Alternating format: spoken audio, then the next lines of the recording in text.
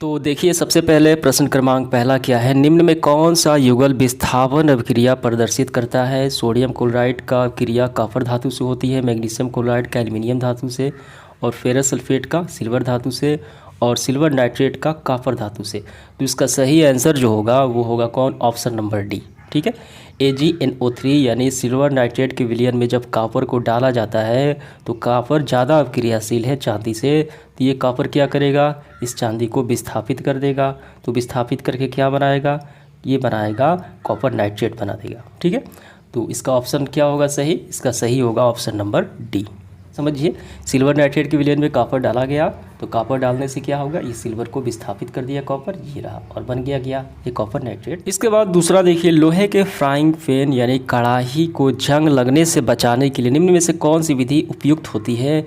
Greece लगाकर, paint लगाकर, zinc की परत चढ़ाकर, ऊपर के सभी। तो देखिए, सभी तो उपयुक्त है ही, लेकिन सबसे ज़्यादा इसमें उपयुक्त है जिंक की परत लगाकर, गैल्वेनीकरण कहलाता है, तो सबसे इसमें उपयुक्त है जिंक की परत लगाकर। ठीक है, ये भी हो जाएगा पेंट लगाकर, लेकिन सबसे यही महत्वपूर्ण है, ऑप्शन नंबर सी होगा। इसके बाद देखिए तीसरा क्या है, कोई धातु ऑक्सीजन के साथ अभिक्रिया कर उच्च गलनांक वाला यौगिक निर्मित करती है, यह यौगिक जल में क्या है, विलय है। यह तत्व क्या हो सकता है, यानी कौन सा तत्व होगा जो ऑक्सीजन के साथ अभिक्रिया करके वो यौगिक का निर्माण करेगा, वो तत्व होगा कैल्शियम। ठीक है, कैल्शियम जो ऑक्सीजन के साथ अभिक्रिया करके कैल्शियम ऑक्साइड का निर्माण करता है। कैल्शियम जो ऑक्सीजन के साथ अभिक्रिया करके क्या बनाता है, ये कैल्शियम ऑक्साइड बनाता है, जल में विलय है। तो इसका सही आंसर कौन सा होगा, तो इसका सही आंसर होगा ऑप्शन नंबर ए, कैल्शियम। इसके बाद चौथा प्रश्न देखिए, खाद्य पदार्थ के डिब्बों पे यानी खाने वाले जो पदार्थ होते हैं उनके डिब्बों पर जिंक की बजाय टीन का लेप होता है, क्यों, इसका कारण बताना है हमें। तो इसका सीधा सीधा कारण ऑप्शन नंबर सी हो जाएगा, टीन के अपेक्षा जिंक जो है, जस्ता जो है अधिक अभिक्रियाशील है। कौन अभिक्रियाशील है, जस्ता। कौन अभिक्रियाशील है, जस्ता अभिक्रियाशील, इसीलिए जस्ते के ना करके उस पर क्या किया जाता है, टीन का लेप लगाया जाता है। तो ऑप्शन नंबर सी इसका सही हो जाएगा। इसके बाद प्रश्न क्रमांक 5वां है, आपको एक हथौड़ा, बैटरी, बल्ब, तार एवं स्विच दिया गया है, ये सारे उपकरण दिए गए हैं। तो पहला प्रश्न देखिए क्या करना है, इनका उपयोग कर धातुओं और अधातुओं, मेटल एंड नॉन मेटल के नमूनों से आप कैसे विभेद करेंगे, कौन सा धातु है कौन सा अधातु है, इन उपकरण के माध्यम से। वही दूसरा देखिए क्या है, धातुओं एवं अधातुओं के विभेदन के लिए जो हम एक्सपेरिमेंट करेंगे उसकी उपयोगिता का हमें आकलन करना है, क्या निकल के आया उसका परिणाम, उसका क्या उपयोगिता है। ठीक है, उस परिणाम का। तो आइए इसको हल करते हैं। तो काफ़ी ध्यान से समझना है आपको। सबसे पहले जो उपकरण दिए गए हैं उसको हम यहाँ पे नोट डाउन करेंगे। दिया गया उपकरण हथौड़ा, बैटरी, बल्ब, तार और स्विच, 5 उपकरण है। तो पहला प्रश्न हमें देखिए क्या करना है, अंतर स्पष्ट करना है धातु एवं अधातु। ठीक है, तो हम पहले उपकरण का प्रयोग करेंगे हथौड़ा लेकर। हथौड़े की सहायता से धातुओं को पीटकर पतली चादर बदला जा सकता है, अतः इन्हें आघात वर्धनीय कहा जाता है, जबकि अधातुओं को पीटकर चादर नहीं बनाया जा सकता। ठीक है, तो ये पहला हो गया अंतर, ये पहले उपकरण से। अब इसके बाद इन सारे उपकरण से हम देखेंगे इसका दूसरा। देखिए अब जो शेष उपकरण बचे हैं हम उनका देखिए और परीक्षण करेंगे। जब हम बैटरी, स्विच एवं तार, हथौड़ा नहीं लेंगे, बैटरी, स्विच और तार की सहायता से परिपथ जोड़ते हैं तो केवल धातु विद्युत धारा प्रवाहित करती है, जिससे ये पता चलता है कि ये धातुएं जो विद्युत का चालक है, जबकि यह धातु ऐसा प्रदर्शित नहीं करती, वो विद्युत का कुचालक होती हैं। ठीक है, यहाँ पर आपको बल्ब भी लिख लेना है, बल्ब भी है। ठीक है, ये समझ में आ गया, दोनों में अंतर हो गया इन उपकरण के माध्यम से। अब इसी में देखिए बी नंबर क्या है, धातु एवं अधातु, जो हमने ये एक्सपेरिमेंट किया, विभेद किया, तो परीक्षण की क्या उपयोगिता, क्या हमने पाया, उसका हमें आकलन करना है। तो हमने इस एक्सपेरिमेंट से 2 उपयोगिताएं देखी। पहला आपको ऐसे लिखना है, परीक्षणों की उपयोगिता का आकलन। पहले प्रयोग में हम पता चलता है कि आघात वर्धनीयता गुण केवल धातुओं में पाया जाता है, इसलिए वो पतली चादर उसे बनाया जा सकता है हथौड़े से पीटकर, जबकि यह धातुओं में ऐसा गुण नहीं पाया जाता। पहला हो गया उपयोगिता। दूसरा, इसी प्रकार दूसरे जो प्रयोग हुआ हमें ये पता चलता है कि धातुएं विद्युत का चालक होती है। ठीक है, जबकि यह धातु विद्युत का चालक नहीं होती, वो कुचालक होती है। तो समझ में आ गया। इसके बाद देखिए आगे बढ़ते हुए 6 नंबर देखेंगे, उभयधर्मी ऑक्साइड क्या होते हैं। 2 उभयधर्मी ऑक्साइडों का हमें उदाहरण देना है। तो उभयधर्मी ऑक्साइड की परिभाषा हम यहाँ से करेंगे। देखिए यानी धातुएं जो है कुछ धातु, तो हम यहाँ से करेंगे ऐसे धातु के ऑक्साइड जो अम्ल तथा क्षारक दोनों से अभिक्रिया करके लवण तथा जल प्रदान करते हैं, उभयधर्मी ऑक्साइड कहलाते हैं। ठीक है, ऐसे धातु जो अम्ल और क्षारक के साथ अभिक्रिया करते हैं और लवण और जल का निर्माण करते हैं, उभयधर्मी ऑक्साइड कहलाते हैं। हमें एग्जाम्पल भी देना है, तो यहाँ देखिए अम्ल एवं क्षारक के साथ एल्युमिनियम ऑक्साइड निम्न से अभिक्रिया करता है। एल्युमिनियम ऑक्साइड जो है अम्ल के साथ अभिक्रिया किया तो क्या बना, तो ये बना एल्युमिनियम क्लोराइड। ठीक है, और ये जल बना। ठीक है, तो ये क्या हुआ, तो ये हुआ लवण और जल, और ये लवण और जल। ठीक है, तो ये अम्ल के साथ, ये क्षार के साथ, सोडियम हाइड्रोक्साइड के साथ ये क्या हुआ, एल्युमिनियम ऑक्साइड अभिक्रिया किया। तो ये दोनों आपको नोट डाउन कर लेना है। इसके बाद सातवां देखिए, दो धातुओं के नाम हमें बताना है जो तनु अम्ल से हाइड्रोजन को विस्थापित कर देंगे तथा दो धातुएं जो ऐसा नहीं कर सकते हैं। तो देखिए, दो धातुएं जो तनु अम्ल से हाइड्रोजन को विस्थापित कर देते हैं, जिंक और एल्युमिनियम है, तथा दो ऐसे धातु हैं जो ऐसा नहीं कर सकते हैं, विस्थापित नहीं कर सकते हैं, कॉपर और मरकरी यानी पारा है। ठीक है, आठवां देखिए क्या है, किसी धातु एम के विद्युत अपघटनीय पृष्ठीकरण में आप एनोड, कैथोड एवं विद्युत अपघट्य किसे बनाएंगे। ठीक है, तो आइए करते हैं। तो हम ऐसे करेंगे, विद्युत अपघटन शोधन में अशुद्ध धातु एम को एनोड तथा शुद्ध धातु एम को पतली परत को कैथोड बनाएंगे। शुद्ध धातु का ध्यान देना है, अशुद्ध धातु है एनोड, ठीक है, और शुद्ध धातु एम को पतली परत कैथोड बनाएंगे। धातु एम के लवण विलयन को विद्युत अपघट्य के रूप में उपयोग किया जाता है। विलयन को क्या किया जाता है, विद्युत अपघट्य के रूप में उपयोग किया जाता है। ठीक है, ये पूरा इसका आंसर हो गया।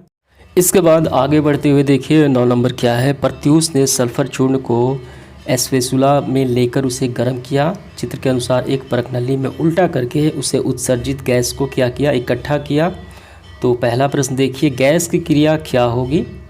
पहला, सूखे लिटमस पत्र पर और आर्द्र लिटमस पत्र पर। और बी नंबर में है, ऊपर की अभिक्रियाओं के लिए संतुलित रासायनिक अभिक्रिया हमें लिखना है। तो जो गैस बना तो वो सूखे लिटमस पत्र पर क्या प्रकृति वो प्रदर्शित करेगा और आर्द्र लिटमस पत्र पर वो क्या प्रदर्शित करेगा, वो प्रकृति वो बताना है। ठीक है, तो आइए इसको हल करते हैं। तो सबसे पहले हम लिखेंगे, सल्फर चूर्ण को गर्म करने पर सल्फर डाइऑक्साइड प्राप्त होता है। ठीक है, वायु की उपस्थिति में जब गर्म किया जाता है तो सल्फर डाइऑक्साइड प्राप्त होता है, जिसकी प्रकृति अम्लीय है, क्योंकि यह गैस जल से क्रिया कर सल्फ्यूरिक अम्ल बनाती है। यानी ऑक्सीजन से क्रिया करके क्या बनाती है, सल्फ्यूरिक अम्ल बनाती है। तो गैस उत्सर्जित हुई, वो कौन सी, सल्फर डाइऑक्साइड, और उसमें कौन सा अम्ल, सल्फ्यूरिक अम्ल बना, अम्लीय प्रकृति हो गई। तो इसमें पहला प्रश्न देखिए, गैस की क्रिया क्या होगी सूखे लिटमस पत्र पर। तो सूखे में देखिए क्या है, ऑक्सीजन तो है नहीं उसमें। सूखे लिटमस पत्र पर कोई क्रिया नहीं होगी, क्योंकि गैस जो है जल H+ आयन की अनुपस्थिति है, ऑक्सीजन नहीं है उसमें। ठीक है, जल नहीं है, इसलिए अम्लीय प्रभाव नहीं दिखाएगी। गैस तो अम्लीय है लेकिन प्रभाव नहीं दिखाएगी, क्योंकि सूखा लिटमस पत्र है। और वहीं दूसरे की बात की जाए तो आर्द्र लिटमस पत्र पर गैस यानी जल H+ आयन की उपस्थिति के कारण जो रंग होगा वो बदल जाएगा। कैसा होगा, लाल लाल कर देगी। ठीक है, तो ये समझ में आ गया। तो ये इसका दोनों का आंसर हो गया। और इसमें हमें क्या बताना है, अभिक्रिया का संतुलित यानी बैलेंस भी करना है। तो ऐसे हम करेंगे, देखिए, तो सल्फ़र ऑक्सीजन की उपस्थिति में बनाता है सल्फ़र डाइऑक्साइड, और यही सल्फ़र डाइऑक्साइड को जल के साथ होता है। ठीक है, ये आर्द्र लिटमस पत्र पर तो क्या बनता है, H2HO, तो H2SO3 बनता है। ठीक है, सल्फ्यूरस एसिड बनता है। तो यही इसका आंसर हो गया। इसके बाद 10वां देखिए क्या है, लोहे को जंग से बचाने के लिए 2 तरीके हमें बताना है। तो लोहे को जंग से बचाने हेतु 2 तरीके हैं। पहला, लोहे पर पेंट लगाकर, दूसरा गैल्वेनीकरण करके। इसका मतलब होता है जस्ते की परत चढ़ा के लोहे पर। तो ये समझ में आ गया।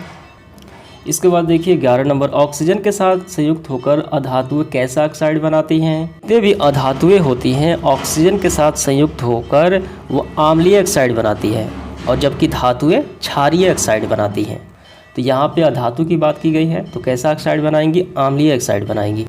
तो वैसे लिखना है, ऑक्सीजन के साथ संयुक्त होकर अधातुएं अम्लीय ऑक्साइड बनाती हैं। इसके बाद देखिए प्रश्न क्रमांक 12, कारण बताना है। और यहाँ पे 4 प्रश्न दिए गए हैं, काफ़ी इंपॉर्टेंट है ये। पहला है, प्लेटिनियम, सोना एवं चांदी का उपयोग आभूषण बनाने के लिए क्यों किया जाता है।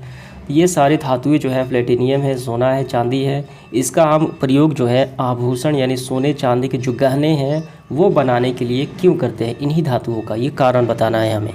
तो इसका सिंपल सा कारण है प्लेटिनियम, सोना और चांदी धातुओं में धात्विक चमक होती है तथा ठीक है, तथा ये आघात वर्धनीय होती हैं और तन्य होती हैं। चादर भी बनाया जा सकता है, खींच को लंबा भी किया जा सकता है, और कम अवक्रियाशील होती हैं।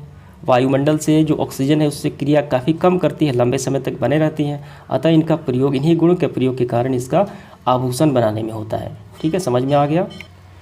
वहीं बी नंबर देखिए, सोडियम, पोटेशियम और लिथियम ये धातुएं जो है तेल के अंदर संग्रहित करके रखा जाता है, डुबा कर रखा जाता है। कारण बताना है, तो ऐसे करना है। सोडियम, पोटेशियम और लिथियम अत्यधिक अवक्रियाशील वाली धातुएं हैं जो ऑक्सीजन से अवक्रिया करके आग उत्पन्न करता है। अतः दुर्घटना से बचाने हेतु इसे तेल में डुबा कर रखा जाता है, केरोसिन तेल में डुबा कर रखा जाता है।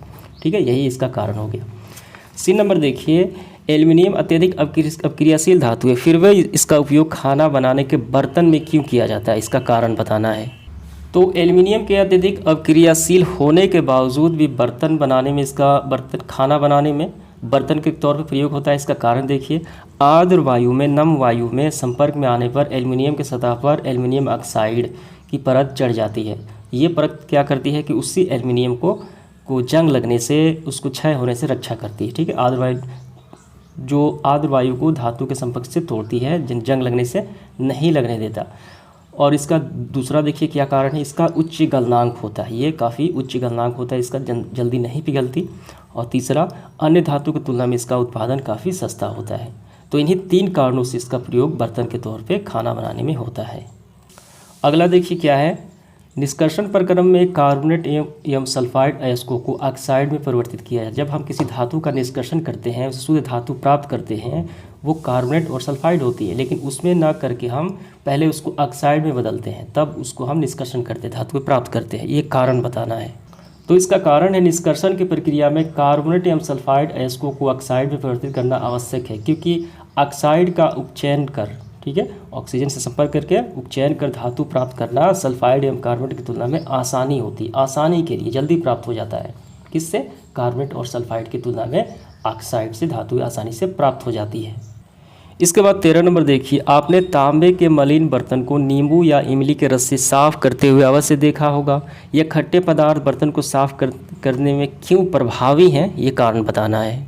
तो इसका कारण हम ऐसे करेंगे, नींबू एवं इमली में क्या होता है, सैट्रिक अम्ल पाया जाता है, जो कापर पर पाए जाने वाले कापर कार्बोनेट से क्रिया करके घुलनशील कर देते हैं, उसको घुला देते हैं तथा कापर को शुद्ध चमक प्रदान करते हैं। इसीलिए खट्टे पदार्थों को प्रयोग किया जाता है, खासकर नींबू और इमली को। इसके बाद देखिए 14 नंबर, रासायनिक गुणधर्मों के आधार पर धातु और अधातुओं में हमें अंतर स्पष्ट करना है। तो रासायनिक गुणधर्मों के आधार पर धातु और अधातु में अंतर काफ़ी आसान है। यहाँ धातु लिखेंगे, यहाँ अधातु। धातुएं अम्ल से अवक्रिया करके हाइड्रोजन गैस मुक्त करती हैं, वहीं अधातुओं की बात की जाए तो अम्ल से अवक्रिया ये नहीं करती हैं। दूसरा, धातुएं ऑक्सीजन से मिलकर क्या, क्षारीय ऑक्साइड प्रदान करती हैं, वही अधातुएं ऑक्सीजन की अवक्रिया करके अम्लीय ऑक्साइड प्रदान करती हैं। यहाँ पे देखिए, यहाँ पे क्या हुआ, सल्फर डाइऑक्साइड, और यहाँ पे मैग्नीशियम ऑक्साइड। और तीसरा, धातुएं जल से अवक्रिया करती हैं, जबकि अधातुएं जल से अवक्रिया नहीं करती हैं। तो बस 3 ही आपका हो गया अंतर। इसके बाद देखिए 15 नंबर प्रश्न क्या है, आइए इसको पहले पढ़ते हैं। यहाँ पे एक व्यक्ति प्रत्येक घर में सुना है, उसने पुराने या मलिन सोने के आभूषण से पहले जैसे चमक पैदा करने का ढोंग रचाया। कोई संदेह किए बिना एक महिला ने अपने सोने के कंगन उसे देती है, उसे एक विशेष विलयन में डाल देता है। कंगन नए तर चमकने लगते हैं, जिसका वजन अत्यंत पहले से क्या होता है, अत्यंत कम हो जाता है। वह महिला बहुत दुखी होती है और तर्क वितर्क से पश्चात उस व्यक्ति को झुकना पड़ता है। एक जासूस की तरह आप उस विलयन की प्रकृति के बारे में बता सकते हैं कि वो जो सुनार है उस आभूषण को कौन से विलयन में डाला कि वो काफ़ी चमकदार हो गया, लेकिन उसका वजन कम हो गया। उस विलयन बताना है, वो कौन सा विलयन था। तो इसका आंसर हम ऐसे करना है, सुनार द्वारा प्रयोग किया गया जो विलयन है एक्वा रिजिया है। ठीक है, क्या है, एक्वा रिजिया है, जिसका मतलब होता है रॉयल वाटर, ये लैटिन शब्द, जिसमें तनु हाइड्रोक्लोरिक एसिड HCl अम्ल तथा नाइट्रिक अम्ल, ठीक है, HNO3 3:1 में होते हैं। ज़्यादा कौन होता है, HCl होता है, और नाइट्रिक अम्ल 1 होता है अनुपात में।